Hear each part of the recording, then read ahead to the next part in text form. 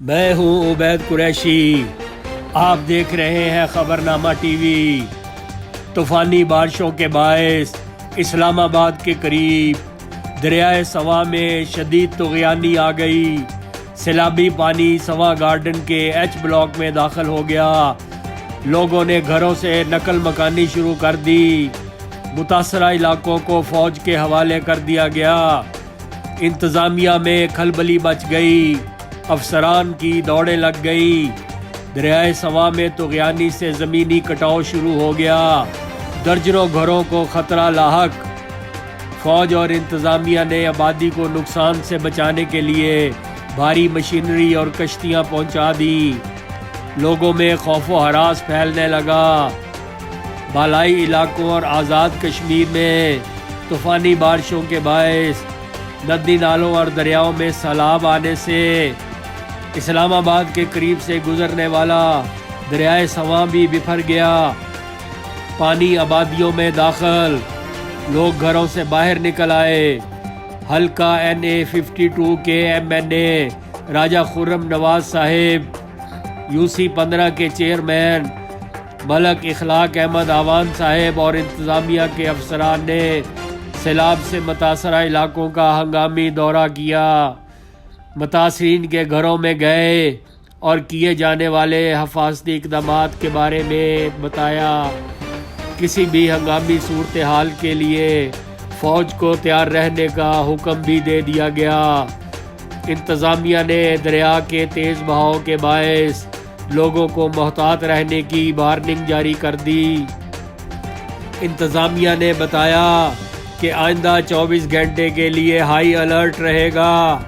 سواں garden کے H block اور ملحقہ آبادیوں سے لوگوں کے انخلاء کے انتظامات بھی کیے جا رہے ہیں۔ خبرنامہ ٹی وی آپ کو سیلاب سے متعلق پل پل کی صورتحال سے آگاہ کرتا رہے گا۔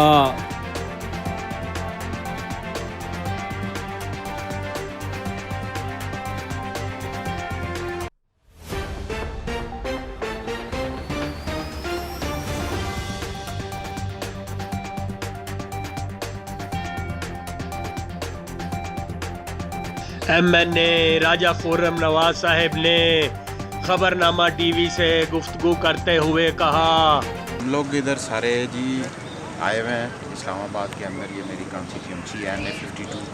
یہاں پہ کیونکہ بارشیں پورے ملک میں ہو رہی ہیں اور ایک اسلام آباد میں بھی، اور خاص طور پہ اوپر جو مری کا ایریا ہے وہاں پہ بہت زیادہ بارشیں ہوئی، جس کی وجہ سے آج ایک سیلابی سی صورتحال بنی ہوئی ہے۔ لیکن اللہ کا شکر ہے، باقی تو اسلام آباد سارا سیو ہے۔ لیکن یہاں پہ ہمارا ایک سوسائٹی ہے سواں گارڈن، اس کا کچھ ایریا، کوئی 20-25 گھر جو ہیں وہ اس وقت مطلب ان کے اندر پانی آیا اور ڈیمیج ہوئے ہیں۔